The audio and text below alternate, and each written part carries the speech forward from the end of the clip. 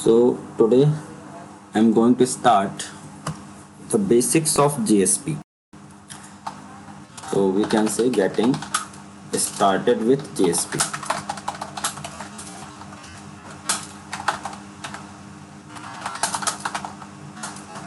Then we will see what is the structure of GSP page, then basic elements of GSP,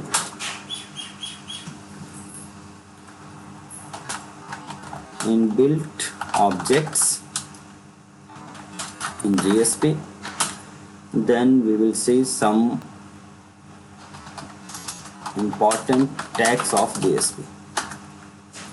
ठीक है, tag देखना होगा, then directives देखने होंगे GSP. तो ये हमारे मेन ऑब्जेक्टिव होंगे. कुछ आज कंप्लीट हो जाएंगे, जो आज रह जाएंगे वो अगली क्लास में कंप्लीट करेंगे. ठीक है. तो देखिए, क्लास के बाद अगर किसी को दिक्कत हो रही है, तो क्लास फिनिश होने के बाद जिनको कोड चलाने में कोई दिक्कत है, कोई एरर रिजॉल्व नहीं हो रहा है, तो आप स्क्रीन शेयर करके मुझे दिखा सकते हैं. अगर किसी को कोई इशू है मैं रिजॉल्व कर दूंगा. अगर ज़्यादा दिक्कत होगी तो मैं नहीं डेस्क प्ले कर दूंगा. ठीक है. बट पहले तुम लोग जो भी सिखा रहे हैं इसको कंप्लीट करो, बनाते रहो.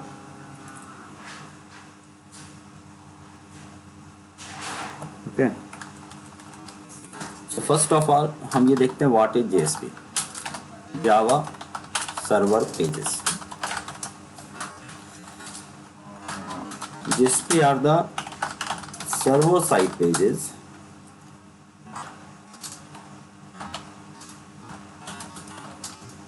which are capable of handling users request, forms data, as well as they are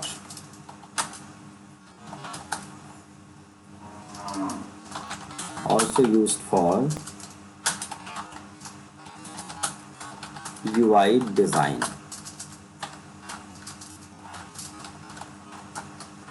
like HTML.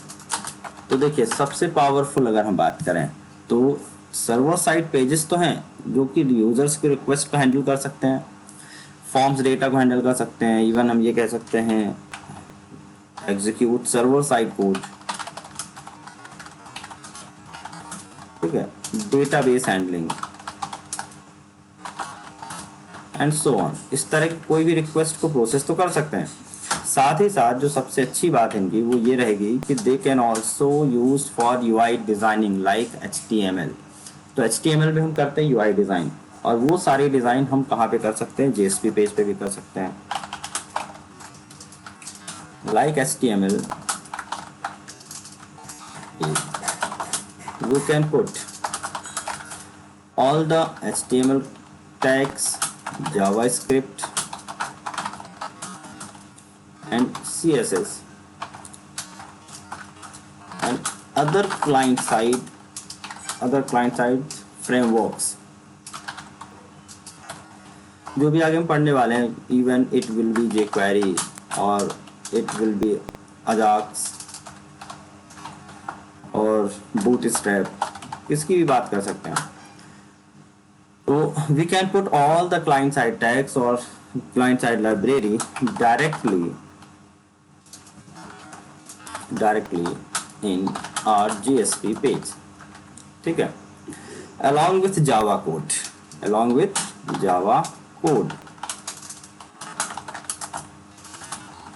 Java that means यहाँ पे सर्वलेट की बात कर रहे हैं. ठीक है. Servlet code. तो which is not possible in HTML. तो HTML में हम जावा के कोड यूज नहीं कर सकते, बाकी तो हम यूज कर ही सकते हैं.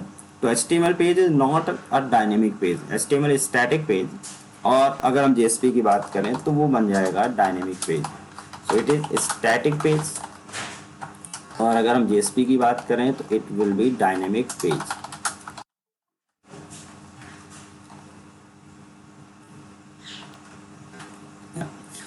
So HTML is also called as static page and JSP is a dynamic page.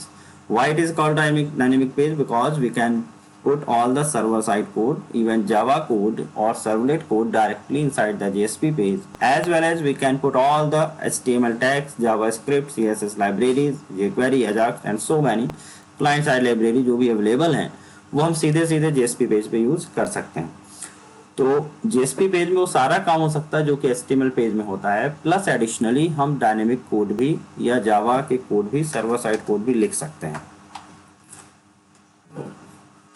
अगर हम सर्वलेट की बात करें तो सर्वलेट को हम इस तरह से डिफाइन कर सकते हैं, HTML इनसाइड जावा क्लास। ठीक है, HTML इनसाइड जावा, जावा में HTML को यूज करना ये कहलाता सर्वलेट। ठीक है, और अगर हम JSP की बात करें तो जावा इनसाइड HTML, ये ज्यादा आसान है। जावा इनसाइड HTML दैट मीन जैसे आप HTML पेज बना रहे हैं वैसे ही बनाते रहिए, और कहीं भी अगर आपको लग रहा है कि यहाँ पे सर्वर साइड कोड की जरूरत है तो वहां पे आप जावा का कोड लिख लीजिए, तो स्ट्रक्चर फ्री होता है। That's why it is also used as scripting language. Servlet is not a scripting language, servlet is a pure Java class. लेकिन JSP का कोई ऐसा स्ट्रक्चर नहीं है जैसा सर्वलेट का है। सर्वलेट कहता है आप you have to define a servlet class, then extend from HTTP servlet, then there must be two methods, do get and do post. तो उसका एक प्रॉपर स्ट्रक्चर है। ऐसा नहीं कि आपने कर्ली ब्रैकेट कहीं शुरू किया बंद नहीं किया कोई क्लास तो आप चला सकते हैं, ऐसा नहीं कर सकते हैं। तो partially can servlet can not be used as part of the program, it will work as a whole. अगर हमने सर्वलेट बनाया तो पूरा का पूरा वो page as a whole execute होगा। JSP के साथ खास बात यह है, JSP is a server side scripting language. Scripting language, और स्क्रिप्टिंग लैंग्वेज का फायदा क्या है ये समझिएगा। Scripting language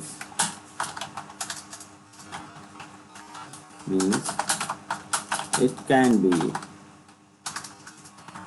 used within, inside, ऐसा कह सकते हैं,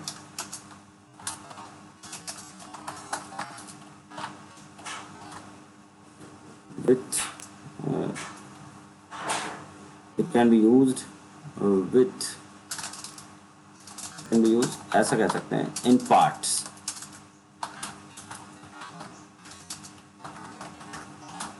in parts inside the page wherever required। तो स्क्रिप्टिंग ऐसा नहीं कि आपने शुरू किया तो पूरा कोड इसमें लिखना, आपको थोड़ा सा कोड अचानक जरूरत पड़ी जावा की, फिर अचानक जरूरत पड़ी HTML की, फिर जरूरत पड़ी जावा की, तो उसको आप पार्शियली यूज कर सकते हैं।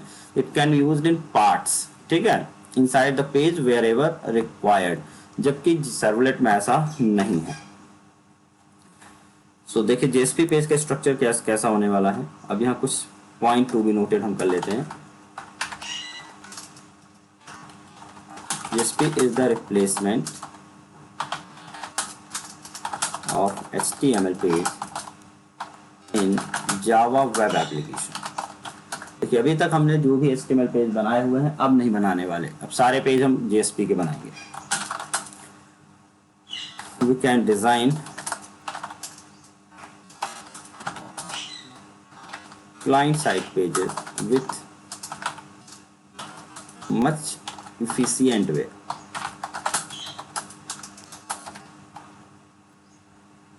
पेजेस को कह सकते हैं UI, client side UI with much efficient way using JSP।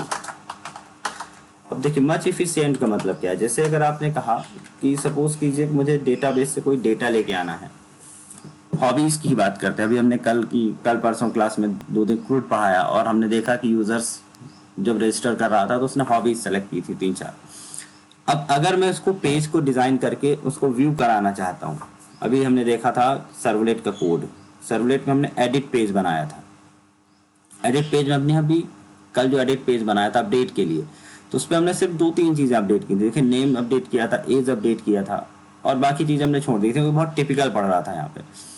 अब अगर मुझे मान के लो चेक बॉक्स बनाने हैं, तो चेक बॉक्स की कोडिंग कुछ इस तरह से होगी। देखिए HTML पेज में हमने बनाया था 4 चेक बॉक्स बनाए थे, input type equal to check box, input type equal to check box, ये हमने लिखा। अब इफिशिएंट वे का मतलब क्या है यहाँ पर कि मान लीजिए मुझे 4 या 5 या 6 चेक बॉक्स बनाने हैं, या उतने ही नंबर ऑफ चेक बॉक्स बनाने हैं जितनी वैल्यू डेटाबेस की टेबल पे, ये टेबल के कॉलम पे मिल रही है। तो मैं किसी में ज्यादा होंगे किसी में कम होंगे, तो हम यहाँ पे स्टैटिकली नहीं फिक्स कर सकते 4 चेक बॉक्स बनाओ, हो सकता है किसी में 2 ही हॉबीज उसने सेलेक्ट की, तो जब मैं एडिट का पेज बनाऊंगा उसकी 2 हॉबी दिखनी चाहिए, या किसी ने 4 हॉबी सेलेक्ट की है तो उसमें 4 ऑप्शन आने चाहिए, तो यहाँ पे लूप लगा सकते हैं। तो using the loop we can control the static elements. अगर मुझे कोई टेबल बनानी है 1 से 10 तक, तो मुझे टेबल के लिए 10 रो बनाने के लिए हम जावा का लूप लगा देंगे यहाँ पर। तो इस तरह से हम ज़्यादा अच्छी तरह से मैनेज कर पाएंगे किस पेज को, जेएसपी पेज को। अभी हम प्रैक्टिकल देखेंगे तो क्लियर हो जाएगा। तो रिप्लेसमेंट ऑफ एचटीएमएल पेजेस, जहाँ भी हमने एचटीएमएल पेज बनाए वहाँ पे आप जेएसपी पेज बनाइए। फायदा क्या होगा, शुरू में बता चुके हैं, जब भी आप जेएसपी पेज बनाएंगे तो एचटीएमएल के साथ साथ आप जावा या सर्वलेट के कोड भी उसी पेज पे लिख सकते हैं। डायनेमिक पेज बन सकता है, that means it can also interact with servlet. Servlet से कोई डेटा आ रहा है उसे आप एचटीएमएल में दिखा सकते हैं यूजिंग द जेएसपी पेज। तो ये सारे काम आप जेएसपी से करेंगे। टेक्निकली अगर हम बात करें तो सर्वलेट क्या होता है, एचटीएमएल इनसाइड जावा, जावा क्लास के अंदर एचटीएमएल को कॉल करना सर्वलेट है, और जावा को कॉल करना इनसाइड द एचटीएमएल, ये कहलाएगा जेएसपी का तकनीक। जेएसपी कहता है कि आप नॉर्मल एचटीएमएल पेज बनाइए, एचटीएमएल जैसा ही टैग लिखिए, लेकिन जब जरूरत होगी वहां पे हम जावा को कॉल कर लेंगे। JSP is also called known as view part of MVC model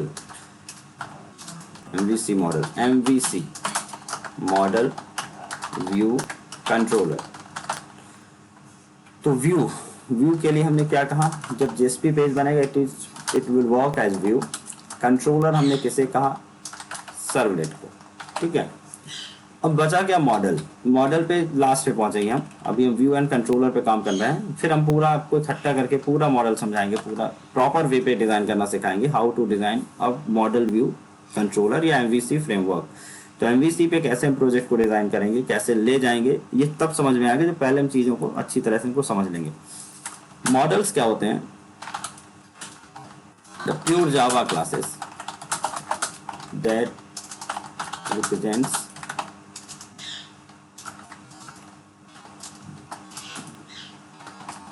tables and operations. आगे बताऊंगा मैं मॉडल्स कैसे बनाते हैं। तो व्यू पार्ट कहलाएगा जेएसपी, कंट्रोलर कहलाएगा सर्वलेट, और व्यू पार्ट कहलाएगा जेएसपी। एक्चुअली होता क्या है कि अभी हम जो एप्लीकेशन बना रहे हैं ना,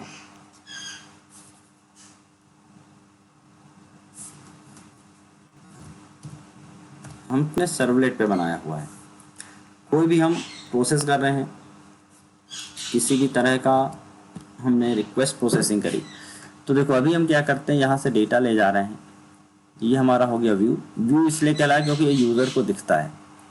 सर्वर पे कोई चीज़ चल रही है वो यूज़र को दिख नहीं रही है, हाँ दिखती तब है जब हम यहाँ पर out.println कर देते हैं। out.println मैंने अगर कर दिया तो it will render on the browser, तो यूज़र को दिखेगा।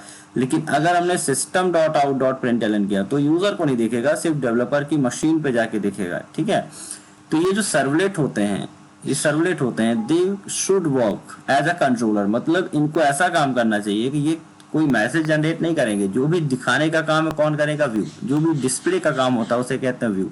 केवल लॉजिक का अगर हम काम करें, लॉजिक दैट मीन जैसे मैंने यूजर नेम पासवर्ड डाला, ध्यान समझिएगा, मैंने यूजर नेम और पासवर्ड डाला, यूजर एंड PWD, और यहाँ पे सबमिट किया, तो ये सिर्फ वैलिडेट करे कि यूजर नेम पासवर्ड सही है कि नहीं। अगर गलत है तो यहीं पर वापस इस पेज के पास भेज दे, और यहाँ पर एक मैसेज आ जाएगा इनवैलिड यूजर नेम और पासवर्ड, यहीं पर। तो दैट मीन जो डिस्प्ले वाला सारा काम वो किस पे होना चाहिए, व्यू पर, और यहाँ केवल लॉजिक चला हमारे पास, ठीक है।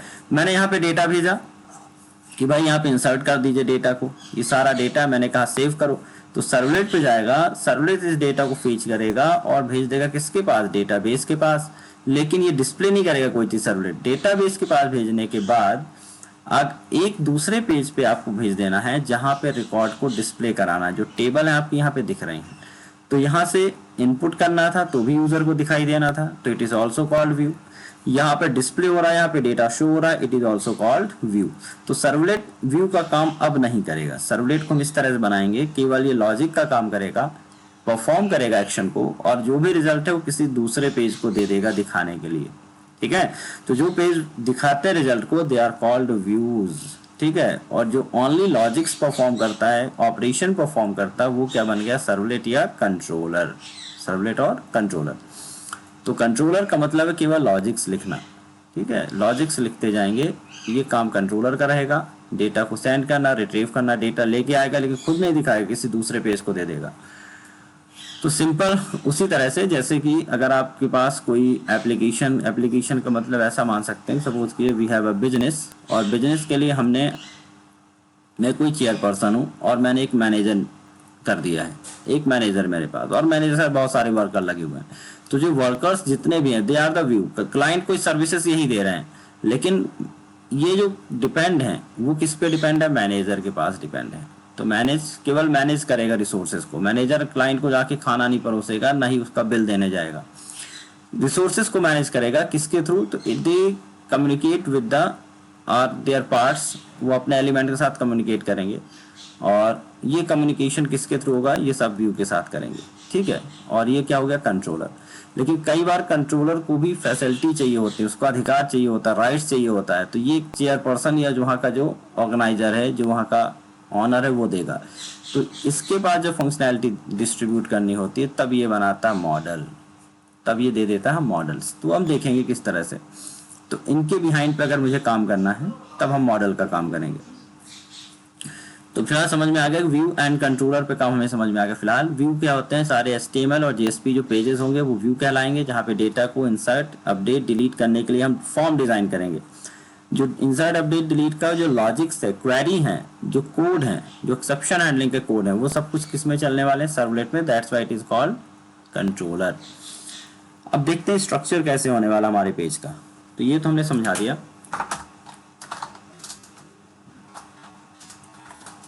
How and where to add JSP page.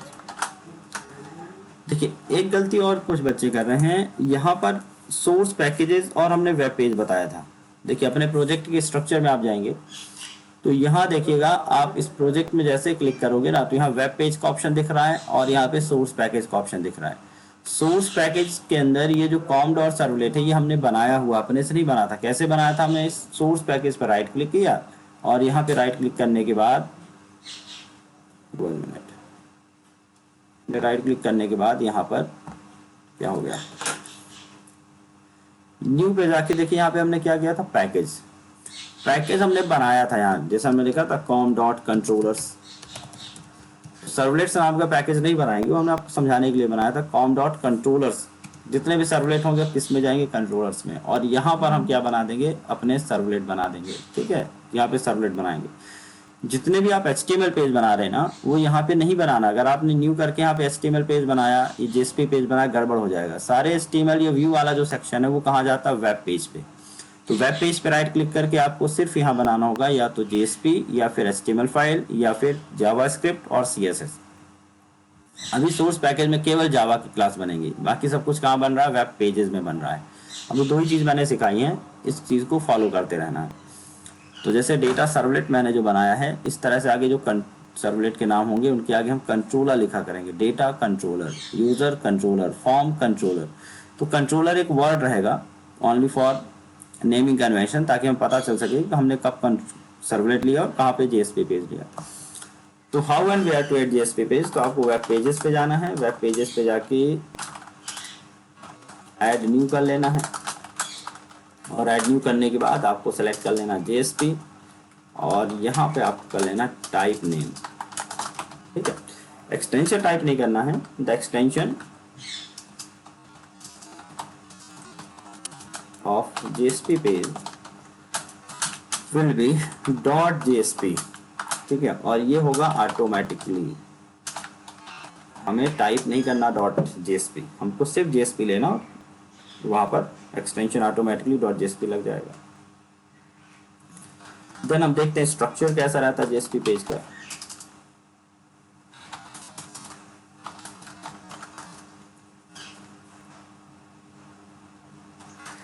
जब भी आप JSP पेज बनाएंगे, सबसे ऊपर जो पहचान है, एक डायरेक्टिव लगा रहेगा, इसे कहते हैं डेलीमीटर, ठीक है, %@ पेज। जब भी % के साथ @ लग जाए तो इसमें इसको एक टर्म दे देते हैं directive. It is called as directive. एक डायरेक्टिव लगा रहेगा पेज ऊपर, और बाय डिफॉल्ट लिखा रहेगा लैंग्वेज इक्वल टू जावा, और नहीं भी लिखा है तो डिफ़ॉल्ट लैंग्वेज जावा ही होती है। और कंटेंट टाइप इक्वल टू, जैसे हम सर्वलेट में लिखते थे response dot set content type text slash HTML, तो यहाँ तो ऑलरेडी यही लिखा रहेगा टेक्स्ट स्लैश HTML। और भी कुछ ऑप्शन हो सकते हैं और यहाँ पे ये बंद रहेगा। This is the first line of your JSP page. उसके बाद सारा कुछ वैसे ही रहेगा, HTML रहेगा, हेड रहेगा, टाइटल रहेगा, बिल्कुल वैसे ही प्योर HTML पेज जैसा बिहेव करना है आपको, JSP पेज बनाना है। टाइटल के बाद आपका हेड क्लोज रहेगा, हेड के बाद आपकी बॉडी सेक्शन शुरू हो जाएगा। तो यहाँ पे ऑल HTML, स्क्रीन चल रही है, वॉइस चल रही है, कुछ आगे पीछे तो नहीं हो रहा है, एक बार कंफर्म कर दीजिए आप लोग। डिस्प्ले हो रही मेरी स्क्रीन और मेरी वॉइस भी आ रही है।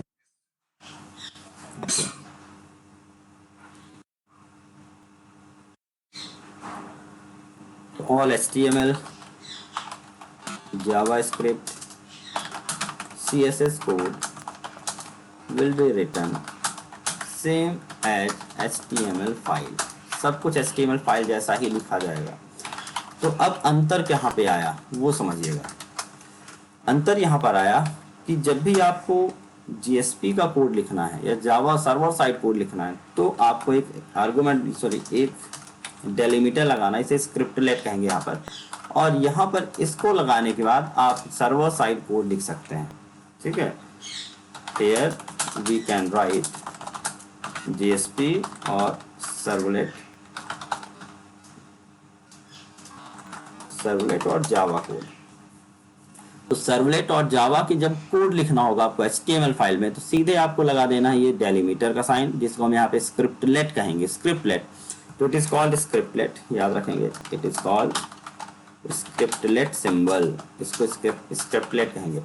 तो अपने पेज पे कहीं भी आप स्क्रिप्टलेट चालू करेंगे और अपना जावा का कोड लिख लेंगे। अगर आपका काम हो गया तो हम उस स्क्रिप्टलेट को बंद करेंगे और अगेन आप उसके बाहर HTML कोड लिख सकते हैं। तो जब भी जावा का कोड लिखना है तो स्क्रिप्टलेट लगाना है, और उसके बाहर अगर आप आ गए तो सिंपल HTML सेक्शन। पहले भी HTML सेक्शन है, सिर्फ यहाँ पर आप HTML सेक्शन यहाँ पे डायरेक्टली नहीं लिख सकते HTML। यहाँ पे आपको क्या लिखना होगा, जावा का कोड। अगर HTML लिखना तो out.println के अंदर, ठीक है। Don't write HTML directly, use out.println and then HTML code।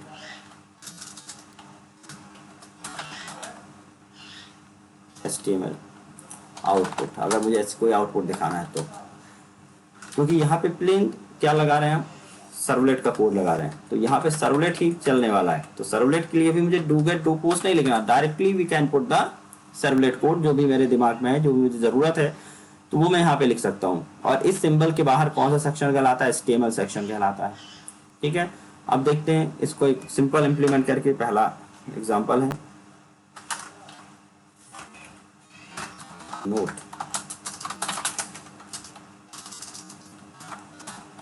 The symbol percent and ये जो मैं लिखा is called as scriptlet. We can put all Java code that means variables, loops, conditions and so on inside scriptlet।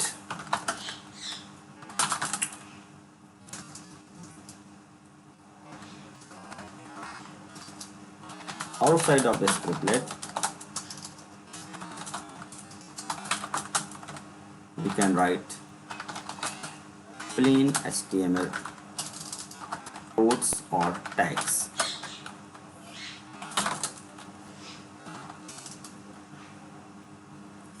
We can put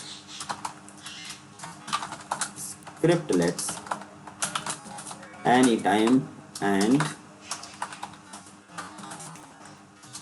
anywhere, anytime and anywhere, anytime and anywhere, कहीं भी हम लगा सकते हैं, कितनी भी बार लगा सकते हैं इसको, स्क्रिप्टलेट को।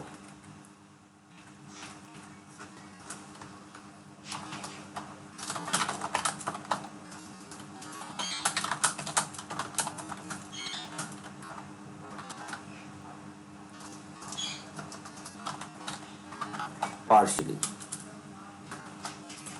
पार्शियली कैसे यूज होंगे भी दिखा रहे हैं हम आपको। कहीं पे ओपन हुए, कहीं पे क्लोज हुए। स्क्रिप्टलेट के बाद आप HTML का कोड भी लिख सकते हैं और उसे बाद में क्लोज भी कर सकते हैं। तो देखिए 2-3 एग्जांपल मैं दिखा रहा हूँ JSP का, जिससे आपको ये वाला स्ट्रक्चर पहले दिमाग में क्लियर होगा, ये जो मैंने बताया आपको। फिर आगे बढ़ेंगे अगले पेज पर। सो ऐड कहाँ करना है JSP पेज, देखिए ध्यान से देखते जाएंगे आप लोग। प्रोजेक्ट्स में जाना है और वेब पेजेस पे जाकर राइट क्लिक करना है और यहाँ बनाना है JSP पेज। JSP पेज पे आपको जाकर JSP पेज का नाम हमने लिख दिया JSP1 डाल देते हैं अभी। JSP1.jsp उसका एक्सटेंशन हो जाएगा। आप देख सकते हैं यहाँ पर ऊपर कमेंट सेक्शन का कोई काम है नहीं, अभी बता देंगे कमेंट कैसे लिखते हैं JSP पे। ये देखिए पेज कंटेंट टाइप, हाँ कंटेंट टाइप ऐसे लिखा हुआ है, मैंने यहाँ पे शायद गलत लिख दिया है, 1 मिनट। हाँ यहाँ पे कंटेंट टाइप कुछ इस तरह से लिखा रहेगा, कंटेंट टाइप लिखा रहेगा। Content type text HTML page encoding UTF-8 and language नहीं लिखा है। कई बार यहाँ पे लैंग्वेज का भी ऑप्शन रहता है, अगर नहीं लिखा तो लिख सकते हैं, नहीं भी लिखेंगे तो by default language is Java. तो content type and language Java लिखा रहेगा। और ये जो लाइन है जिसके आगे @ भी लगा हो, उसे कहते हैं डायरेक्टिव, उसे हम कहेंगे डायरेक्टिव। ये भी लिख देते हैं। सिंबल के नेम पता होने चाहिए भाई, काम कुछ किसी भी लैंग्वेज पे अगर आप काम कर रहे हैं। @ और ये खत्म होगा किससे, % से। It's called as directive. और अगर @ नहीं लगा है तो इसे हम कहेंगे स्क्रिप्टलेट।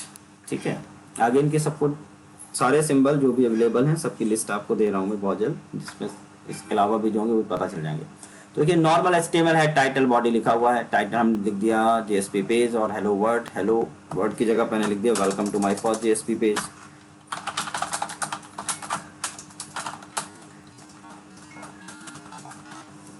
बस देखिए कहीं भी अभी हमने जावा कोड नहीं लिखा, मैंने सिंपली इसे रन किया, प्लेन HTML जैसा ही है, रन हो जाएगा।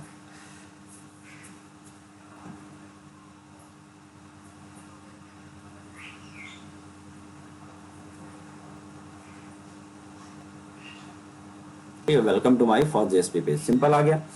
अब देखिए अगर जावा का कोड अगर HTML फॉर्मेट में लिखता मैं, है तो ये सिंपल HTML, जैसे मैंने इंटीजर =20 लिख दिया, तो भाई देखिए जावा का कोड नहीं है अभी। ये जब तक हम स्क्रिप्टलेट नहीं लगाएंगे it will assumed as simple HTML code. और सिंपल HTML कोड में जो भी मैं लिखता हूँ सब कुछ को व्यू मानता है वो, और सीधे सीधे रेंडर कर लेता है। कहाँ पे, ब्राउजर पे। तो ब्राउजर पे लिखा हुआ आ जाएगा int a=10। ये देख रहे हैं आप, इंटीजर a=20 10 जो भी मैंने लिखा वो लिखा हुआ आ गया। तो HTML में हमने इसीलिए कहा था कि आप HTML में जावा का कोड नहीं लिख सकते, क्योंकि वो सब चीज को क्या करने वाला, प्रिंट करने वाला है। तो it will be printed like a text. HTML comment इस तरह से लिखी जाएगी, it will be printed like a text. ठीक है, HTML कमेंट है भाई, आपको सिर्फ समझाने के लिए। अब यही चीज मैंने यहाँ पे शुरू की, this is called scriptlet. Scriptlet के अगर अंदर आ गए आपको, तो अब यहाँ पे क्योंकि हम जावा पे आ गए, तो जावा पर आ गए तो जावा के कमेंट्स भी काम करेंगे। स्क्रिप्टलेट स्टार्ट्स, यहाँ पे स्क्रिप्टलेट चालू कर लिया मैंने। अब यहाँ अगर मैंने इंटीजर ABC लिखा है, इंटीजर A मैंने लिखा 10, B हमने लिख दिया 30, C लिख दिया 0 और C =A+B। तो यहाँ पर कोई कोड ऐसे प्रिंट नहीं होगा, they will be executed eight server and, और रिजल्ट किस पे आ जाएगा, C पर आ जाएगा। अब अगर आपको C को प्रिंट कराना है तो यहीं पे out.println आपने यहाँ पे लिख दिया सम इक्वल टू, यहाँ पे HTML कोड यूज कर लिए, बोल्ड में लिख दिया हमने सम इक्वल टू प्लस करके हमने किसको प्रिंट किया, C को, एंड प्लस करके बोल्ड को बंद भी करना है। तो जो भी चीज हमने शुरू की होगी यहाँ पर स्लैश करके हमने बोल्ड टैग कर लिया, बंद, क्लोज कर लिया। ये वाला जो पार्ट है, अब सिर्फ ये वाली लाइन प्रिंट होगी, ये 2 लाइनें प्रिंट नहीं होगी, क्योंकि they will be simple they will be executed at the server and the result will be printed, because यहाँ पे out.println लिखा है। तो out.println ब्राउजर के पास सेंड करेगा सिर्फ इस C का रिजल्ट। तो दैट मीन्स सिर्फ ये वाली लाइन का जो रिजल्ट है प्रिंट होगा, और ये प्रिंट नहीं होंगे। तो अब देखते हैं हम, तो सम इक्वल टू देखिए यहाँ पे 40 प्रिंट हुआ। अब अगर मैं इसका व्यू सोर्स कहूँ, सिक्योर होता है जेएसपी पेज। अगर आप व्यू सोर्स करते हैं तो एचटीएमएल कोड पूरा दिख जाता है किसी भी वेबसाइट का, लेकिन जावा का कोड नहीं दिखता। तो देखिए यहाँ पे वेलकम टू फर्स्ट जेएसपी आ रहा है, इंट ए इक्वल टू भी एचटीएमएल में लिखा था तो आ रहा है। लेकिन अगर आप जावा के कोड की बात करें तो सिर्फ उतना ही ब्राउजर को मिलता है जितना आउट डॉट प्रिंटलन में लिखा होता है, बाकी कोड यहाँ पर दिखाई नहीं देते। So logics or executable code cannot be rendered to the browser. So it is a secure page।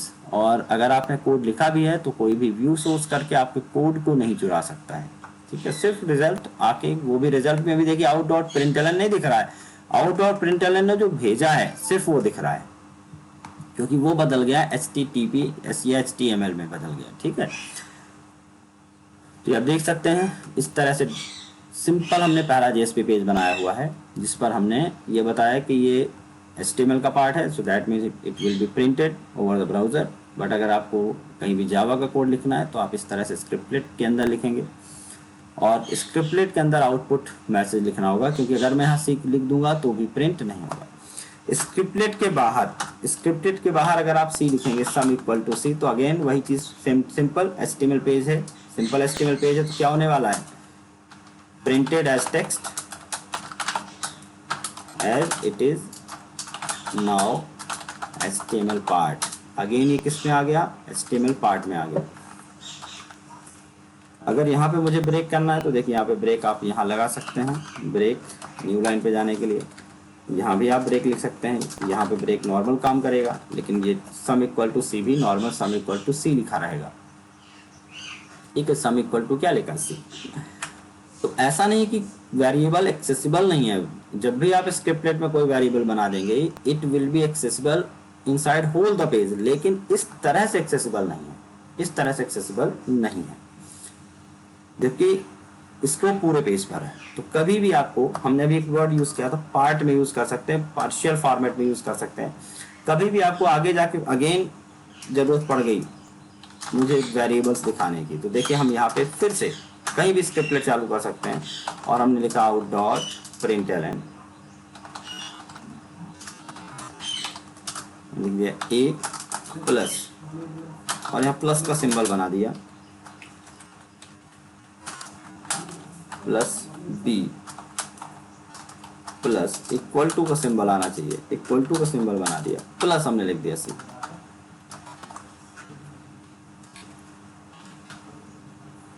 देखिए कहीं भी अगर आपको लगता है पूरे पेज में मुझे अगेन वही चीज़ चाहिए जो भी मैंने ऊपर बनाई है, या अगेन फिर से मुझे स्क्रिप्ट जावा का कोड लिखना है, तो देखिए आप फिर से लिख सकते हैं। एक चीज़ और इससे प्रूफ हो रही है कि अगर आपने स्क्रिप्टलेट के अंदर कोई वेरिएबल बनाया तो वो स्कोप्ड वेरिएबल अभी नहीं बना, स्कोप्ड दैट मीन लोकल नहीं बना, अभी पूरे पेज के लिए बना है। लोकल क्यों नहीं बना, क्योंकि कर्ली ब्रैकेट का यूज़ कहीं भी नहीं है। देखिए जब कोई चीज इफ के अंदर, फॉर के अंदर, डू के अंदर, वाइल के अंदर, फंक्शन के अंदर बनती है, क्लास के अंदर बनती है, that means wherever you found the curly braces, then आप समझ जाएंगे कि वो लोकल वेरिएबल बनेगा और फिर वो उस कर्ली ब्रैकेट के बाहर एक्सेसिबल नहीं होगा। लेकिन यहाँ पर कहीं भी कर्ली ब्रैकेट का यूज नहीं है, दैट मीन्स ये पूरे पेज के लिए वेरिएबल बन गया, तो आप यहाँ भी बना सकते हो और बाद में भी उसे एक्सेस कर सकते हैं। तो आप कहीं भी स्क्रिप्टलेट बनाएं और अगेन उसे कहीं भी रीयूज करें, ऐसा बाउंडेशन नहीं है कि आपने अगर यहाँ पे बनाया तो आपको यहीं पे फिनिश करना है। आप हो सकते हैं आप इतना काम कर लें यहाँ पर, इसके बाद मैंने इस लाइन को कमेंट किया, मुझे यहाँ नहीं चाहिए लाइन, मुझे कुछ और दिखाना था, फिर मुझे जाके रिजल्ट दिखाना था, तो आप ऐसा भी कर सकते हैं। जबकि सर्वलेट में पॉसिबल नहीं। डू गेट का काम आप डू गेट को खत्म करने के साथ करिए, ऐसा नहीं डू गेट किया फिर डू पोस्ट लिखा फिर आप डू गेट का बाकी कोड लिखेंगे, ऐसा पॉसिबल नहीं होता सर्वलेट में। तो that's why it is called scripting language. यही कारण है कि इसे हम स्क्रिप्टिंग कह रहे हैं, कि आप उसे एज अ पार्शियल यूज कर सकते हैं इस पर रिक्वायरमेंट। देखिए अब मैंने इसे रिफ्रेश किया, ये मैंने कमेंट कर दिया, हटा दिया था तो वो चला गया, सम इक्वल टू जहाँ 40 लिखा नीचे आ गया 10 + 30 इक्वल टू 40। तो 10 की वैल्यू प्रिंट करनी थी तो हमने वहाँ पे आउट डॉट प्रिंटलन में ए को प्रिंट किया, देन प्लस का सिंबल प्रिंट करना था, देन बी की वैल्यू, देन इक्वल टू का सिंबल, देन सी की वैल्यू। तो ये हम कहीं भी प्रिंट कर सकते हैं और यहाँ भी इसको आप कमेंट को हटा कर देख सकते हैं।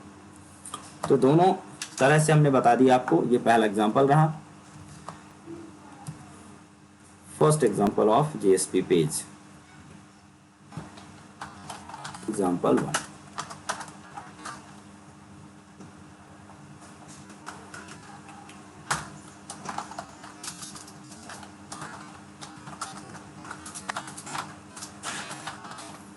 the variables declared inside scriptlet will be available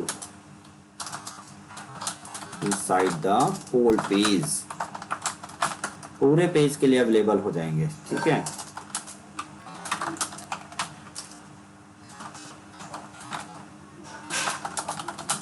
any time using scriptlet.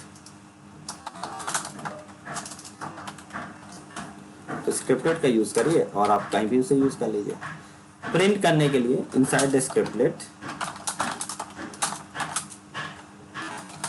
you have to use out.println for showing। showing को हम यहाँ पे बोलते हैं रेंडरिंग। एक टर्म और याद रखेंगे, rendering the value of variable और ऑब्जेक्ट। देखिए, जब भी आप किसी दूसरे पेज पे जाते हैं रिस्पॉन्स डॉट सेंड रिडायरेक्ट या हाइपरलिंक से, तो उसे हम कहते हैं रिडायरेक्शन या नेविगेशन, ठीक है। रिडायरेक्शन और नेविगेशन। अगर आप कोई चीज़ प्रिंट कर रहे हैं उसे हम टेक्निकली कहते हैं रेंडर करना, डिस्प्ले कराना, भेजना, या उसे को हम कहते हैं rendering.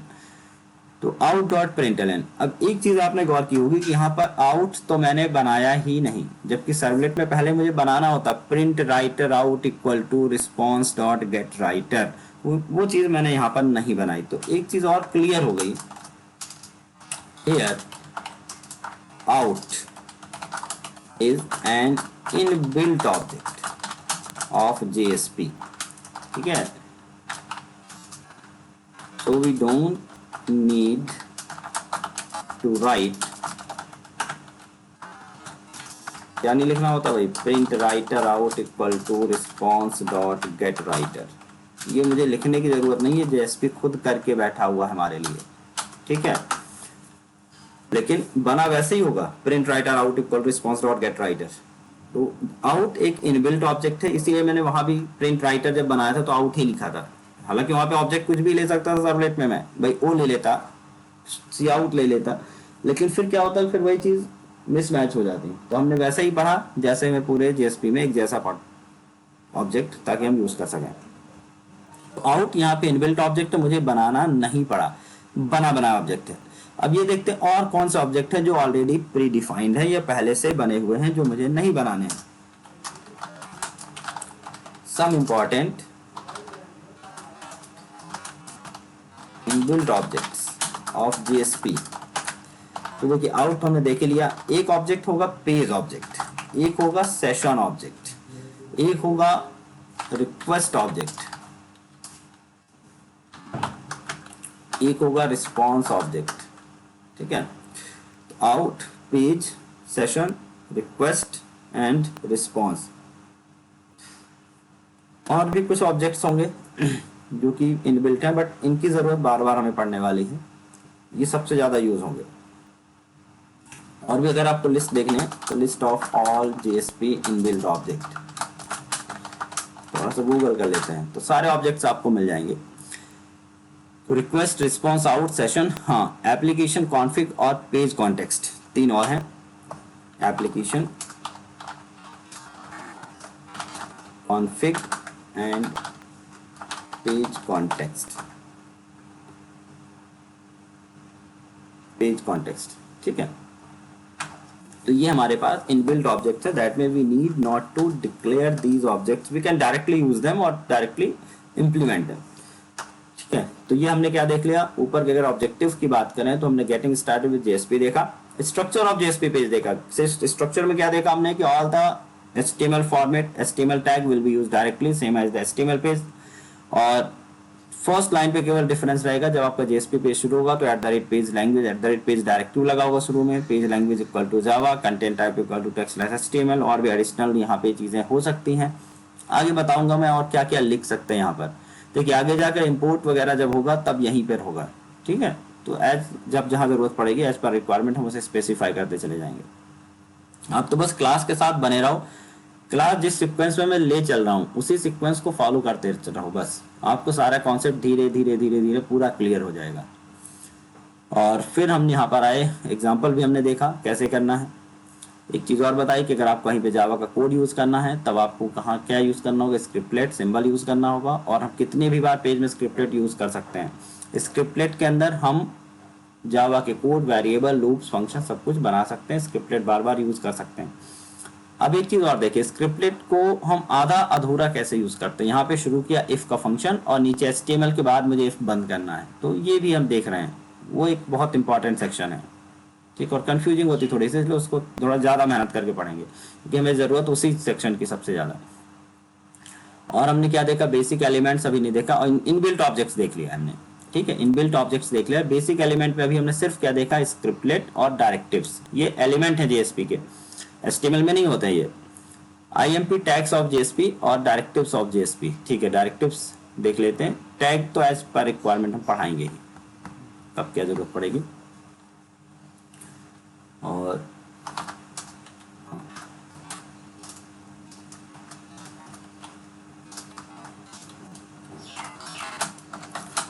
We can use JSP code, या हम बात कर सकते हैं scriptlet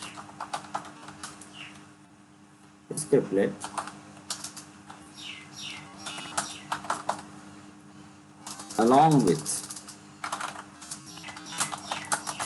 with HTML section as their body while using the loop, conditions, etc. अब इसका मतलब क्या हुआ, इसका मतलब ये हुआ कि आपने स्क्रिप्टलेट चालू किया और मान लीजिए यहाँ पे आपने फॉर चला दिया, ठीक है। समझिएगा बात को, मैंने फॉर चला दिया, integer i equal to 1, i less than equal to 10 and i plus plus, ये आपने लूप तो चला दिया। अब लेकिन इसके बाद आपको कोई HTML का कोड चलाना था, तो HTML का कोड चलाना होगा तो आपको यहाँ पे out.println लिखना होगा, लेकिन मैं नहीं चाहता out.println लिखूं। तो देखिए सिंपली हमने क्या लिखा, कोड तो चलाया, स्क्रिप्टलेट चलाया, और इसके बाद मैंने यहीं पर स्क्रिप्टलेट को बंद भी कर दिया। ध्यान से देखिए यहाँ पर, अब यहाँ पे बंद किया और इसके बाद कर्ली ब्रैकेट तो बंद हुआ ही नहीं, तो आप अलग से स्क्रिप्टलेट चालू करके कर्ली ब्रैकेट को यहाँ पे क्लोज भी कर सकते हैं। अब ये जो सेक्शन बचा, ये बॉडी बचा, क्योंकि यहाँ पे स्क्रिप्टलेट के बाहर है इसलिए हम प्लेन HTML सेक्शन पे हैं, और यहाँ पे स्क्रिप्टलेट बंद है। तो यहाँ पर इस तरह से आप अगर आप यहाँ लिखें तो प्लेन HTML कोड आप यहाँ लिख सकते हैं विदाउट यूजिंग out.println, क्यों भाई ऐसा कर सकते हैं, क्योंकि out.println तो चाहिए स्क्रिप्टलेट के अंदर, बट स्क्रिप्टलेट तो ऑलरेडी बंद कर चुके हैं यहाँ पे, तो यहाँ हम HTML कोड में आ गए, बट लूप खत्म नहीं हुआ। देखिए लूप यहाँ पे खत्म हुआ, तो ये जो भी टैग यहाँ पे लिखूंगा मैं, वो लूप के अंदर माना जाएगा और बार बार रिपीट हो जाएगा। This section will be taken as body of loop and it will be repeated, ये रिपीट भी होता चला जाएगा। और ये सेक्शन इस तरह से यूज करना ही हमें सीखना, ताकि इसमें कभी कंफ्यूजन ना आए हमें। पूरे प्रोजेक्ट में इस तरह से यूज सबसे ज्यादा आने वाला है, तो थोड़ी सी प्रैक्टिस बढ़ा देना। पिछला जो भी लिखा है पढ़ाया हुआ उसकी प्रैक्टिस कर डालो, ताकि आगे की प्रैक्टिस फटाफट करते रहें अपन। देखिए दूसरे एग्जांपल पे जाते हैं हम। यहाँ पर हम प्रोजेक्ट पे गए और हमने अगेन वेब पेज पे, एक गलती और होती, कुछ लोग वेब INF में बना देते हैं तो परेशान होते हैं। वेब INF में नहीं बनाना कोई चीज़, आपको वेब पेज पे बनानी है। वेब INF पे क्या जाएगा वो भी आगे बताऊंगा मैं।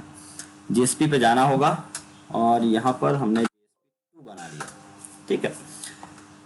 यही एग्जांपल देखिए हमने बनाया, हेलो वर्ल्ड। अब कैसे टैग बनेगा, H2 हमने बनाया, example of table having 10 rows and 3 columns या 5 columns यूजिंग JSP। अब ये बताइए कि अगर मुझे कोई टेबल बनानी है जिसमें 10 रो हो और 5 कॉलम हो, ठीक है, 10 रो होनी चाहिए, 5 कॉलम होनी चाहिए। तो अगर स्टैटिकली बनाए तो मुझे 10 बार TRTD लिखना होगा, लेकिन यहाँ थोड़ा सा लॉजिक लगा लेते हैं भाई। 10 रो होनी चाहिए तो 1 2 3 4 5 6 इस तरह से बहुत सारी क्या होनी चाहिए, रो होनी चाहिए, और हर एक रो में 5 TD होने चाहिए, 1 2 3 4 5। ये मुझे इस तरह बनाना है। तो इस तरह से बनाना है। देखिए तो एक चीज क्लियर है कि सबसे पहले हमें क्या बनाना है, टेबल टैग। टेबल टैग हुआ, टेबल टैग बंद हुआ। लेकिन ये जो TRTD वाला कॉन्सेप्ट है ये मैं किस पे कर देता हूँ, लूपिंग कर देता हूँ इसमें। अगर ये लूप से बन गया, 10 बार लूप चला दिया और ये सारी चीजें बन गई तो हमारे ऑलरेडी हमारी टेबल क्या हो जाएगी, बन जाएगी। तो यहाँ इसी कॉन्सेप्ट को फॉलो करते हैं और हमने लिखा सबसे पहले तो हमने टेबल नॉर्मली बनाया। विड्थ इक्वल टू हमने सपोज किया 500 दे दी, बॉर्डर भी दे दिया, बॉर्डर इक्वल टू हमने 2 दे दिया, सेल स्पेसिंग दे दी, सेल स्पेसिंग हमने 0 दे दी, टेबल बंद कर लिया। ठीक है, हाइट भी दे देते हैं, चलिए हमने लिख लिया हाइट, हाइट हमने दे दी 400।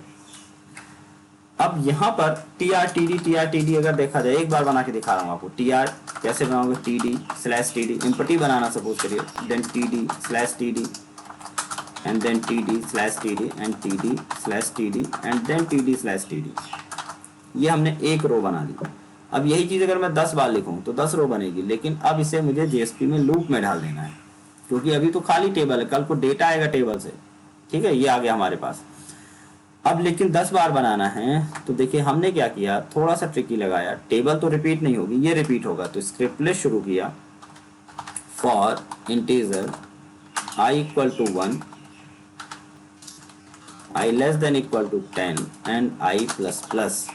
और यहाँ से लूप हमने कर्ली ब्रैकेट शुरू किया, लेकिन स्क्रिप्टलेट को सिंटैटिकली बंद किया, लूप को बंद नहीं किया। और इस लाइन के बाद हमने यहाँ पर लूप को क्या कर दिया, क्लोज कर लिया। अब अगर अभी देखा जाता, अभी के सिनारियो में देखें तो इसको हम out.println में भी लिख देते तो कोई दिक्कत नहीं थी, क्योंकि छोटा सा कोड था। लेकिन सपोज करो बहुत बड़ा कोई कोड लिखा है और फिर उसे अगर आपको out.println फिर out.println फिर out.println बहुत बार लिखना पड़ता है। जैसे कल की अगर हम बात करें, इस तरह का कोड लिखना होता, ये देखिए अपडेट फॉर्म में, तो कितनी बड़ी दिक्कत हो रही थी। बार बार कहीं सिंगल को डबल कोट से रिप्लेस करो, डबल को स्लैश कोटेशन से रिप्लेस करना था, तो बहुत बहुत बड़ी दिक्कत हो जाती है। उस सिचुएशन के लिए बेहतरीन है ये कि आपने यहाँ पे लगाया। अब हम नॉर्मल HTML लिखते रहे, तो जैसे मैं इसको रिपीट करूंगा तो ये सेक्शन जो है ये आ गया लूप के अंदर, तो अब 10 बार रिपीट हो जाएगा। देखिए रिफ्रेश किया, देख रहे हैं 10 रोज हो गई और हर एक रो में 5-5 कॉलम हो गए, 1 2 3 4 एंड 5। अगर आपको यहाँ पे वैल्यू भी प्रिंट करनी है तो आसानी से कर सकते हैं। जैसे यहाँ पे I की वैल्यू है, अगर आपने कहा फर्स्ट वाले TD पे I की वैल्यू चाहिए, फर्स्ट वाले पे केवल, तो फर्स्ट वाले पर I की वैल्यू चाहिए। तो यहाँ पर अब देखिए प्रॉब्लम क्या है, अगेन I की वैल्यू तो जावा का पार्ट है, तो अगर मैं यहाँ पे I लिखूंगा तो फर्स्ट वाले पे केवल I लिखा हुआ आएगा। देख रहे हैं I लिखा हुआ आ रहा है, जबकि मुझे I की वैल्यू चाहिए। तो कहीं भी अगर मुझे लग रहा है कि मुझे जावा का कोड लगाना, तो फिर वही चीज देखिए %out.println और हमने I को प्रिंट किया, सिंपल। तो ये भी इसी का पार्ट है और यहाँ बंद तो हो ही रही, ठीक, हमारा कॉलम बंद हो ही रहा है यहाँ पे out.println। ठीक है, ये क्यों एरर आ रही भाई, इसकी तो कोई जरूरत नहीं है एरर की। एक्सपेक्टेड, हाँ सेमीकोलन एक्सपेक्टेड भाई, क्योंकि जावा का कोड है। तो out.println देखिए, तो ये चीज समझाने के लिए आपको बताई होगी, कहीं भी अगर मुझे जावा का कोड लगता है बीच में तो आप यहाँ पे जावा का कोड यूज कर लें। और ये ब्रैकेट हमारा शुरू हुआ है, यहाँ पे ब्रैकेट ब्रेसेस खत्म हुआ, दैट में ये पूरा का पूरा फॉर लूप ही चल रहा है हमारे पास अभी। तो देखिए 1 2 3 4 5 6 7 8 9 10, तो ये आ गया। तो इस तरह से आप समझ गए होंगे कि किस तरह मुझे जावा के कोड को HTML के अंदर एसोसिएट करना होगा JSP का यूज करके। तो यही वाला एग्जांपल है, इसी वाले एग्जांपल को विस्तार से हमने यहाँ पे नीचे लिख दिया एग्जांपल। ठीक है, ये फाइल टेक्स्ट फाइल भी इसलिए मैं बनाता जा रहा हूँ आज, ताकि इस टेक्स्ट फाइल को आप देख के समझ जाए। तो अगर यहाँ पे out.println नहीं लिखूंगा तो मैं सिंपल HTML का पार्ट में रहूंगा, और सिंपल HTML के पार्ट में मैं जो भी लिखूंगा सिर्फ सब कुछ रेंडर होगा। अगर जावा का कोड चाहिए तो मुझे स्क्रिप्टेड लगाना पड़ेगा।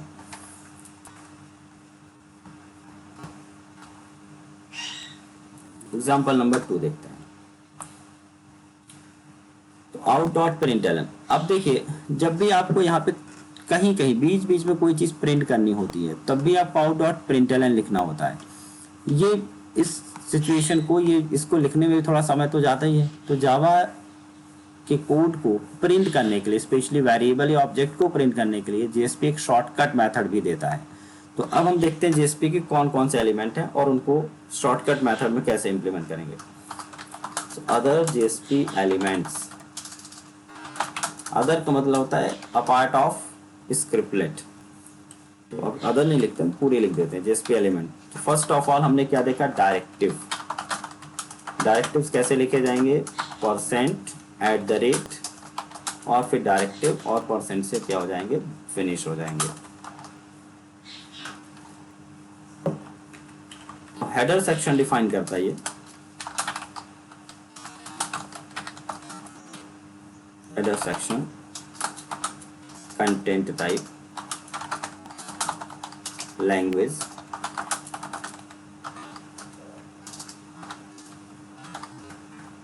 And import. इंपोर्ट भी आएगा इसी के अंदर, इंपोर्ट एटसेट्रा। तो इंपोर्ट जब आएगा तब बताएंगे इंपोर्ट कैसे करना आपको यहाँ पर। देन हमने देखा स्क्रिप्टलेट। स्क्रिप्टलेट्स का सिंबल हमने बताया, इस तरह से लिखना है और आप कहीं भी उसे क्या कर सकते हैं, बंद कर सकते हैं। मल्टी लाइन भी हो सकता है, सिंगल लाइन भी हो सकता है, लाइन को लेकर कोई इशू नहीं। To write plain Java code, ठीक है, to write plain Java code. Code that mean variable भी हो सकते हैं, लूप भी हो सकता है, आउटपुट भी हो सकता है, कंडीशन भी हो सकती हैं, फंक्शन भी हो सकता, कुछ भी। तो वेरिएबल्स,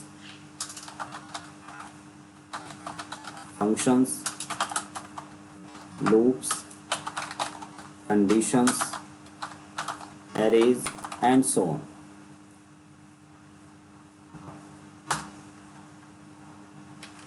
सब कुछ लिख सकते हैं किसमें, स्क्रिप्टलेट में। सिंबल नीचे बताते जा रहे हैं सबका क्या होता है।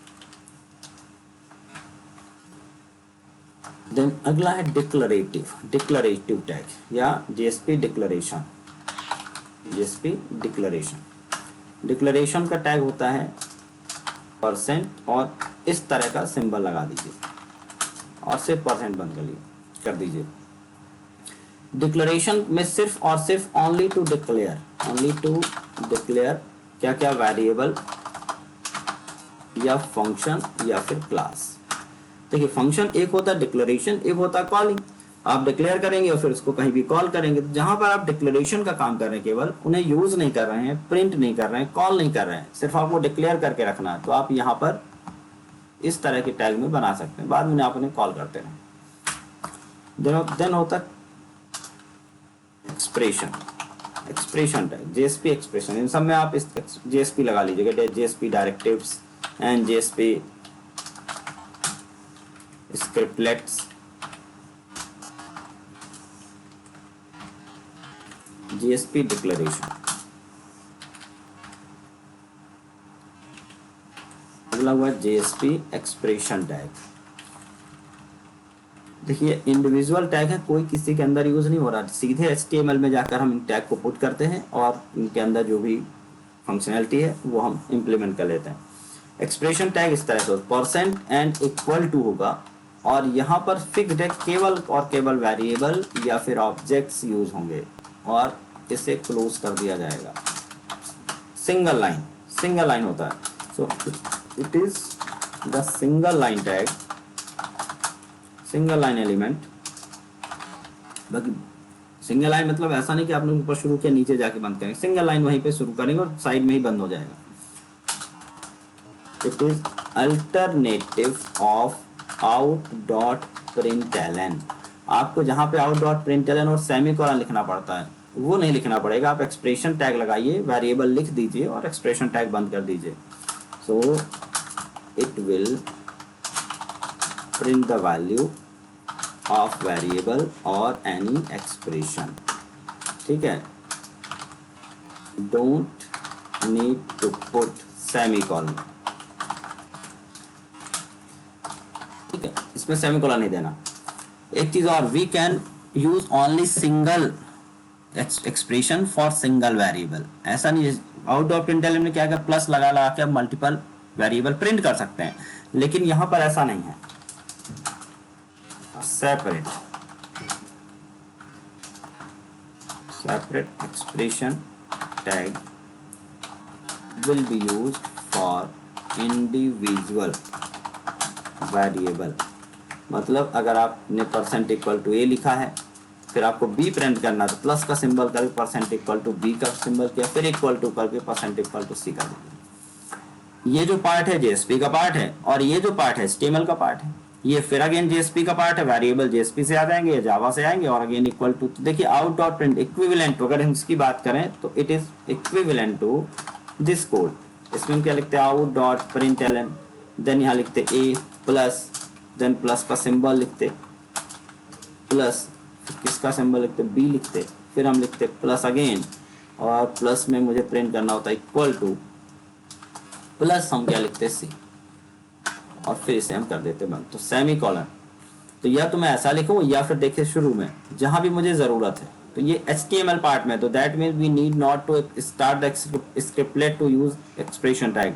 आप HTML में डायरेक्टली एक्सप्रेशन टैग यूज कर सकते हैं जहां भी जरूरत है, ठीक है, जहां भी जरूरत है। बाकी पार्ट क्या रहेगा, HTML का रहेगा, और स्क्रिप्टलेट जहां पे एक्सप्रेशन लिखा है केवल वहां पर वैल्यू आ जाएगी। तो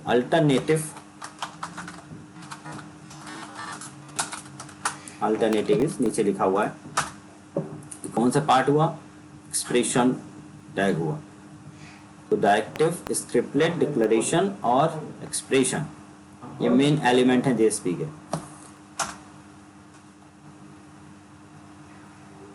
डायरेक्टिव कैटेगरी है, 2-3 डायरेक्टिव होते हैं। ये कहलाता पेज डायरेक्टिव, एक होता है इंक्लूड डायरेक्टिव, एक होता है टैग लिब डायरेक्टिव। थ्योरी के लिए बता दूं, 3 मेजर डायरेक्टिव @page,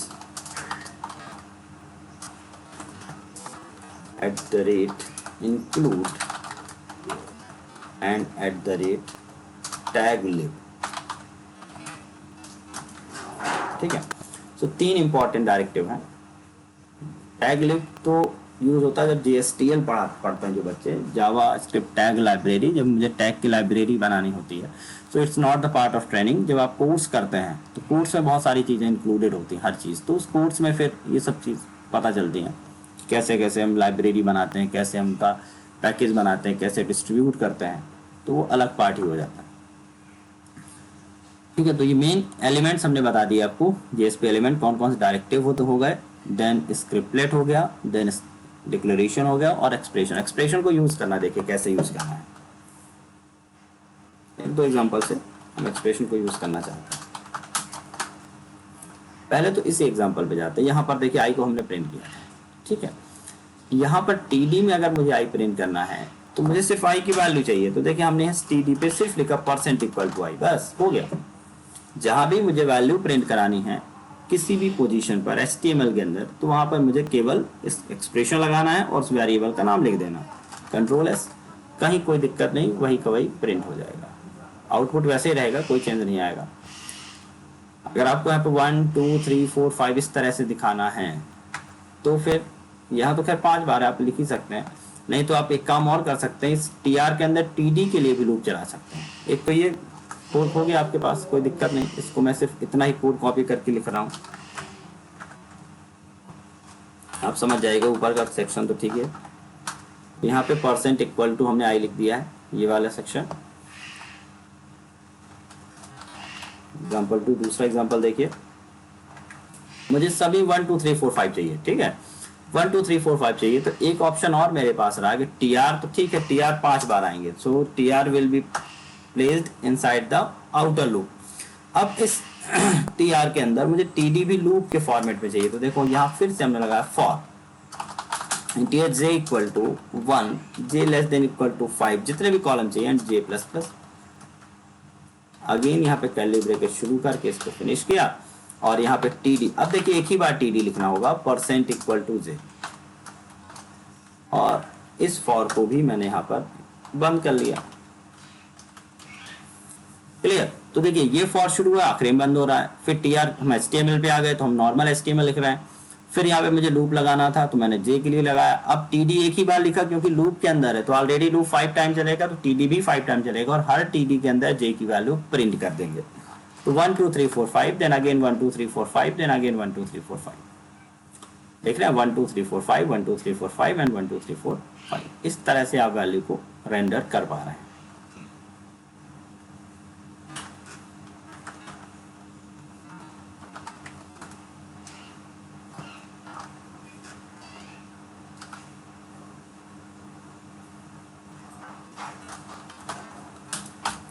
अगला एग्जांपल देखिए। एग्जाम्पल की प्रैक्टिस जरूर कर लेना आप लोग। अच्छा, प्रैक्टिस करते हो थोड़ी बहुत, नहीं करते हो? ये बस यहीं पे जो पढ़ रहे हो उतना ही पढ़ रहे हो। मिथिलेश, शैलेन, स्नेहा, सौम्या, पवन, ये कौन है? गफूर।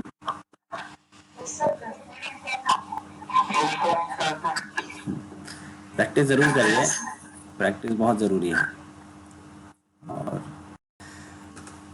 क्योंकि आगे जैसे जैसे आगे बढ़ेंगे ना, चीजें थोड़ी सी कम्प्लेक्सिटी तो बढ़ती जाएगी। सिंपल प्रोजेक्ट वर्क है, ऐसा तो है नहीं कि हमें केवल लैंग्वेज सिखानी है आपको।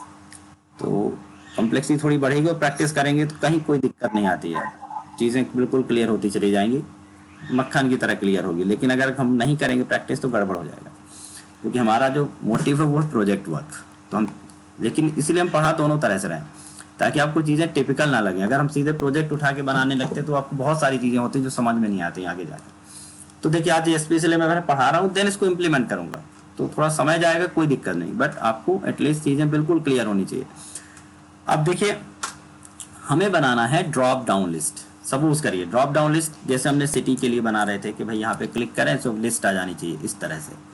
2-3 एग्जांपल और देख लेते हैं ताकि जीएसपी पे और बढ़िया पकड़ हो जाए आपकी। यहाँ पे ड्रॉप डाउन लिस्ट बनानी है, यहाँ पे लिस्ट में डेटा क्लिक करें तो डेटा आना चाहिए। अभी तक जो भी डेटा आ रहा था स्टैटिक आ रहा था, HTML में स्टैटिक डिजाइन सीख ली है। अब डायनेमिक देखना है। डायनेमिक दैट में हो सकता है कि ये जो डेटा है मेरे पास कोई डेटाबेस है, टेबल है। टेबल सपोज कि मैंने सिटीज नाम की टेबल लिख ली, हर सिटीज का नेम आ रहा है और उस सिटीज का पिन कोड आ रहा है। ठीक है, सिटी का नेम और उसका पिन कोड आ रहा है। मैं चाह रहा हूँ इस नेम से सारी वैल्यू उठा के यहाँ प्रिंट करानी है। इस नेम से सारी जो भी डेटा कहाँ पर है मेरे डेटाबेस में, वो डेटा यहाँ आना चाहिए। तो आज डेटाबेस से नहीं ला रहा हूँ, आज मैं केवल कॉन्सेप्ट समझा रहा हूँ हर चीज़ का। आगे जाके आपको डीबी से लाना सिखाऊंगा।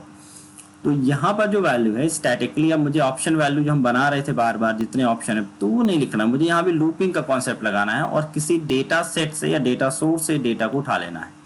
तो अभी के एग्जाम्पल में एक एग्जाम्पल हम मान लेते हैं। सपोज कीजिए मेरे पास कोई एरे है। ठीक है, एरे है किस नाम का? सिटी नाम का। स्ट्रिंग एरे है, तो स्ट्रिंग एरे के लिए हम यहाँ पे इस तरह से बना लेते हैं। स्ट्रिंग एक सिटीज नाम का मेरे पास एरे है जिसमें बहुत सारी सिटी मैंने स्टोर करके रखी हैं। अब ये जो सिटीज हैं मुझे दिखाना है इस ड्रॉप डाउन लिस्ट में। ठीक है, तो इसके देखिए किस तरह से कोड डिजाइन हो रहा है जीएसपी का।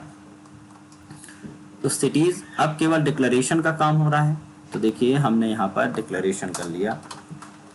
डिक्लेरेशन यहाँ से करेंगे, हमने यहाँ पे बनाया string cities is equal to, यहाँ पे हमने सिटीज का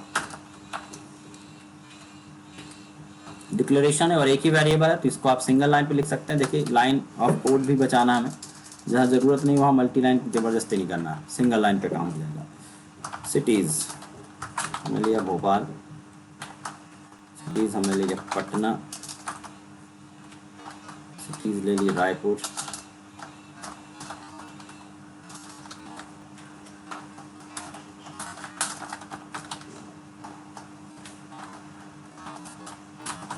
मुंबई, कोलकाता और भी सिटीज आप यहाँ बढ़ा सकते हैं।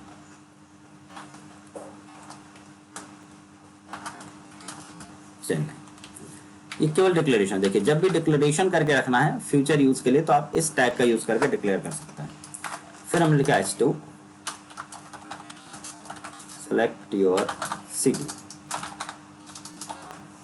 अब देखिए जब भी सिटी सेलेक्ट करना है तो हमको बनाना होगा HTML में select tag, select name equal to something something दे दिया, तो उसको मैंने नेम इक्वल टू सिटी दे दिया। आईडी भी हमने सिटी दे दी, क्योंकि HTML भाई अगर आपको जावास्क्रिप्ट से वैलिडेशन कभी जरूरत पड़ेगी करने की तो सिटी काम करेगी, आईडी काम करेगी, और अगर सबमिट करके ले जाना होगा सर्वलेट पर तो मुझे क्या काम करेगा? नेम काम करेगा।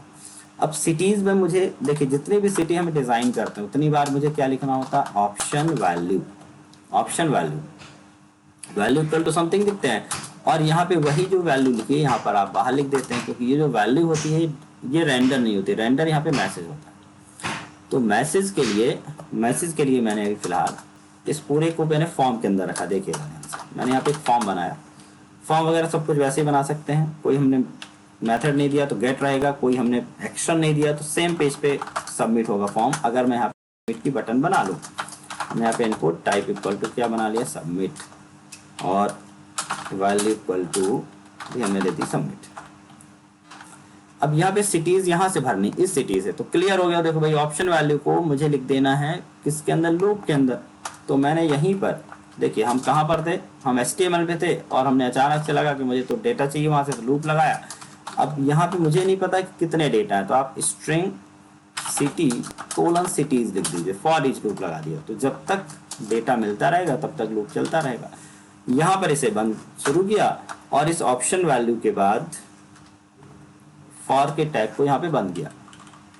वैल्यू में क्या चाहिए, जहां भी डेटा चाहिए वहां पर मुझे स्क्रिप्टलेट की जगह पर क्या लगा देना, एक्सप्रेशन परसेंट इक्वल टू। अब देखिए हमने यहाँ भी सिटी को प्रिंट किया और ऑप्शन वैल्यू में भी परसेंट इक्वल टू सिटी को प्रिंट किया। तो जहां पे वेरिएबल प्रिंट करने की बात आएगी वहां पे एक्सप्रेशन टैग लगा देना। तो वैल्यू में भी वही है और रेंडर भी वही हो रहा है।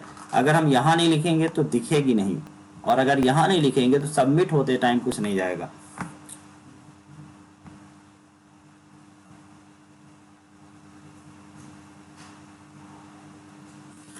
यहाँ पर देखिएगा सेलेक्ट सिटी आ गया, यहाँ भोपाल आ गया, पटना आ गया, सारी वो सिटी। अगर मैं जाके सिटी में कोई नई सिटी ऐड करूँ तो ऑटोमेटिकली यहाँ ऐड हो जाएगा। अगर मैं सिटी में जाके कोई चीज डिलीट करूँ तो यहाँ से डिलीट हो जाएगा। इसी को हम कहते हैं व्यू, इसी को हम कहते हैं व्यू। अब व्यू का मतलब समझिएगा, स्टैटिकली होता है तो स्टैटिक में हम जितनी बार ऑप्शन वैल्यू डालते हैं उतनी बार दिखता है। व्यू कहता है जब हम किसी चीज को व्यू बना देते हैं तो it works only like a template, उसका खुद का कोई डेटा नहीं होता, ठीक है। वो किसी डेटा सोर्स के डेटा को लेके आता है। अगर डेटा सोर्स में डेटा बढ़ेगा तो ऑटोमेटिकली व्यू पे बढ़ेगा, अगर डेटा सोर्स से डेटा कट गया तो ऑटोमेटिकली व्यू से भी कट जाएगा। जैसे कल हम यहाँ पे हमने एडिट और डिलीट की बटन बनाई थी हमने टेबल पे, और डिलीट कर रहे थे तो ऑटोमेटिकली टेबल से भी डिलीट हो रहा था। बट क्या हमने TRTD के अंदर कोई डेटा कोड करके लिखा था? नहीं। डेटा कहाँ से आ रहा था? डेटाबेस से। डेटाबेस में डेटा है तो यहाँ डेटा दिखेगा, डेटाबेस से हट गया तो यहाँ से भी हट गया। तो टेबल सिर्फ व्यू का काम कर रही थी, ठीक है। तो व्यू कहता है कि we don't have our own data, मेरे पास खुद का कोई डेटा नहीं है, जो भी आपका डेटा वही आके दिखेगा। जैसे अगर मैं किसी के रिजल्ट दिखाऊं तो रिजल्ट के लिए एक फॉर्मेट आप बना देंगे, यहाँ पे नेम आएगा, फादर नेम, यहाँ पे फोटो आएगी, यहाँ पे उसके परसेंटेज मार्क्स आएंगे। ये जो पार्ट है ये हर बच्चे के लिए अलग अलग नहीं बनेगा। अगर हम स्टैटिक बनाए 100 बच्चे तो मुझे 100 पेज बनाने पड़ेंगे। लेकिन डायनेमिक में यही फायदा है कि आपने केवल एक पेज डिजाइन कर लिया HTML से या JSP से, और डेटा आप डेटाबेस से लेके आ रहे हैं। तो जो भी रोल नंबर मैं डालूंगा उसी के हिसाब से इस व्यू पे डेटा के फिल हो जाएगा। तो इस पेज का अपना खुद का कोई डेटा नहीं है। डेटा मिल गया तो वही डेटा यहाँ फिल हो जाएगा, डेटा नहीं मिला तो मैसेज आएगा डेटा नॉट फाउंड। तो single view can be used for multiple purpose और to render the multiple data. Data कहीं भी होगा वो डेटा के यहाँ दिख जाएगा।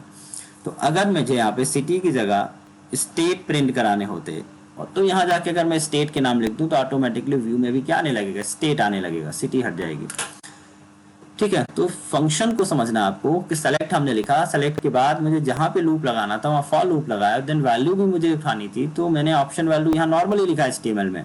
HTML का पार्ट में लिखना है तो दैट मीन्स यहाँ पे मैंने इसको बंद कर दिया। अगर मैं यहाँ बंद नहीं करता तो मुझे ये पूरी line option value out dot println में लिखनी पड़ती, क्योंकि मुझे पूरा का पूरा जावा का कोड लिखना होता अगर हम जावा के पार्ट में होते।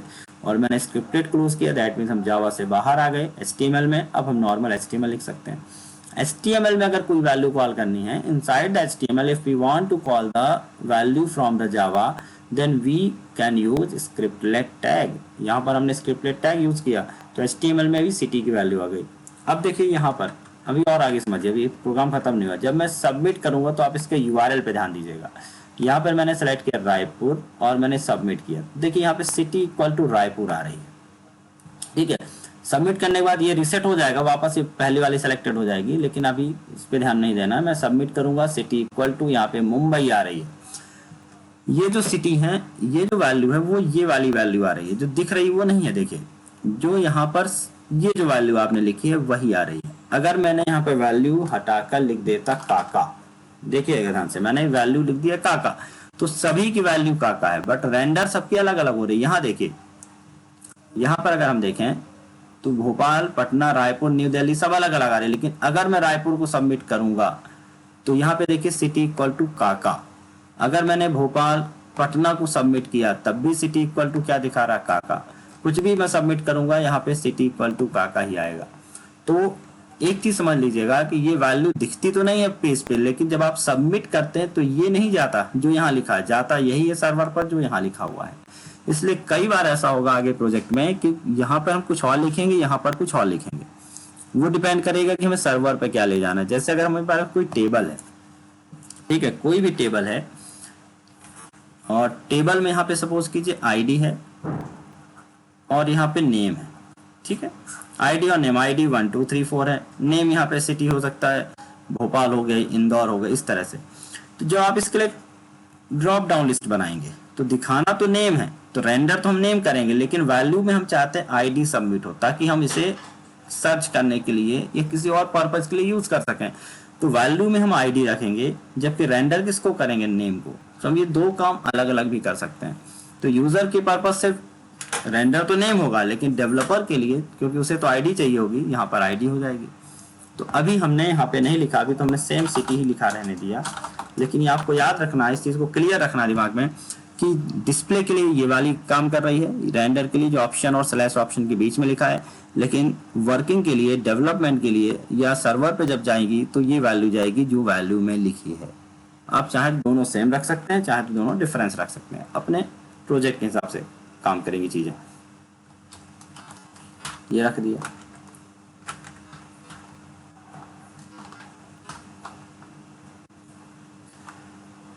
चलिए, ये देख लिया आपने। अब एक क्वेश्चन, एक असाइनमेंट आपको दे रहा हूं, इसी पर बेस्ड रहेगा, सिंपल सा है, समझ लीजिए। आपको करना क्या है कि यहाँ पर एक आपको स्ट्रिंग एरे बना लेना है, स्ट्रिंग एरे हॉबीज का, ठीक है, हॉबीज का एरे बना लेना, जिसमें बहुत सारी हॉबीज स्टोर कर लेनी, वही डांसिंग, प्लेइंग, सिंगिंग और बहुत सारे हैं। आपको जब ये पेज बनाना है ना, तो इन सभी हॉबीज जो भी आपने एरे में रखी हैं, इनके लिए यहाँ पे चेक बॉक्स बनाना है, चेक बॉक्स बनाना है, ठीक है। कहाँ से आएंगी हॉबीज?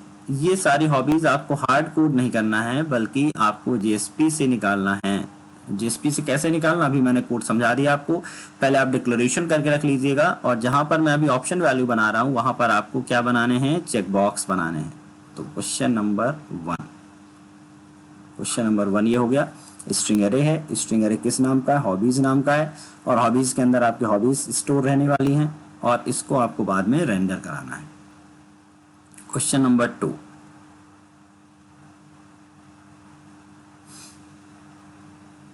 ड्रॉप डाउन लिस्ट हो गई, ठीक है। अगला ऑप्शन ये है कि आपके पास जावा के अंदर या जेएसपी के अंदर एरे बना लेना है, ठीक है।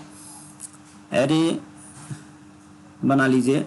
एरे में आप, एरे किस टाइप का, न्यूमेरिक टाइप का, आपके पास कोई एरे है न्यूमेरिक, सपोज कि इंटीजर ए है मेरे पास, और यहाँ पे एनी 10 नंबर स्टोर है मेरे पास, कोई भी 10 नंबर्स यहाँ पर स्टोर है। देन आपको क्या करना है, show table of each number inside HTML table. Table के अंदर भी आपको टेबल दिखाना, सपोज कि यहाँ पे 5 स्टोर है, 9 स्टोर है, 10 स्टोर है, कोई भी नंबर स्टोर है, तो आपको हर एक नंबर का यहाँ पे 5, देन 5 का टेबल, 5 1 जा 5, 5 2 जा 10, 5 3 जा 15, इस तरह से।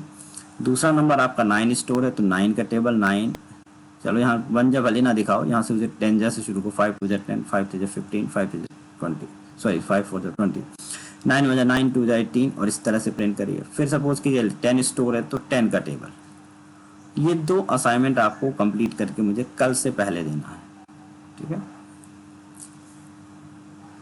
तो ये 2 असाइनमेंट है, इसका आप अपने मोबाइल पे स्क्रीनशॉट ले लीजिए ताकि आपको ये गायब नहीं हो, और बाकी आपको शाम तक ये क्लास का वीडियो और लेक्चर तो भी मैं आपको मैसेज, जो टेक्स्ट वाला हो तो मैं आपको भी कर ही दूंगा। ओके, सो आज के लिए इतना ही।